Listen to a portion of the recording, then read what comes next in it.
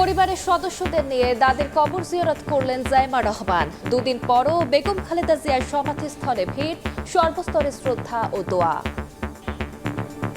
তাকে জীবদ্দশা হয়তো কাছাকাছি থেকে দেখার সুযোগটা হয়নি, তো এখন এখানে কবর জিয়ারত করলাম। দীর্ঘ 17 বছরে তিনি ক্ষমতায় না থাকলেও মানুষের হৃদয়ে যে আছেন এটার বহিঃপ্রকাশই। আমাদের নেত্রীর জন্য একটু দোয়া করা, আল্লাহ যেন তাকে জান্নাতুল ফেরদাউসের সর্বোচ্চ স্থান দান করেন। 41 দিন পর্যন্ত এখানে পবিত্র কোরআন তেলাওয়াত করে যাব তার আত্মার মাগফিরাত কামনায়।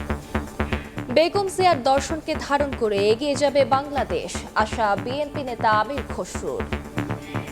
সমস্ত বিশ্ব আজকে কাঁদছে, তাকে অনুকরণ করার কথা বলছে দক্ষিণ এশিয়ার নেতৃবৃন্দ। ওনার দর্শন, ওনার ভাবনা, রেইনবো নেশনের ধারণা আমাদের হৃদয়ে আমরা ধারণ করেছি।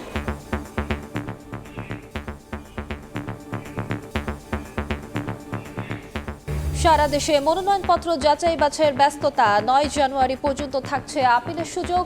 3 দিনে ঢাকার সব ব্যানার ফেস্টুন সরাতে নেতাকর্মীদের নির্দেশ তারেক রহমানের।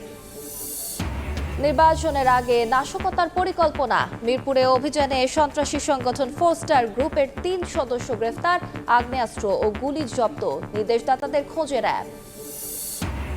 অপরাধ স্বীকার করলে শুধু জরিমানায় দুর্নীতিবাজকে ক্ষমার বিধানে উদ্বেগ, সুযোগ বাড়বে ভবিষ্যৎ ক্ষমতাসীনদের ঢালাওভাবে ব্যবহারের শঙ্কা সংস্কার কমিশনের। বৃষ্টির মতো ঝরছে কুয়াশা, সঙ্গে হিমেল হাওয়ায় বেড়েছে শীতের দাপট। ঘন কুয়াশায় 2 জেলায় 9টি গাড়ির সংঘর্ষ, বিমানের শিডিউল বিপর্যয়, ভোগান্তিতে যাত্রীরা। এবং সরবরাহ সংকটে রাজধানীর সবজি বাজার, কেজিতে দাম বেড়েছে 40 টাকা পর্যন্ত। শীতের দোহায় বিক্রেতাদের, দেশি কমলেও ঊর্ধ্বমুখী আমদানি করা পেঁয়াজের দর।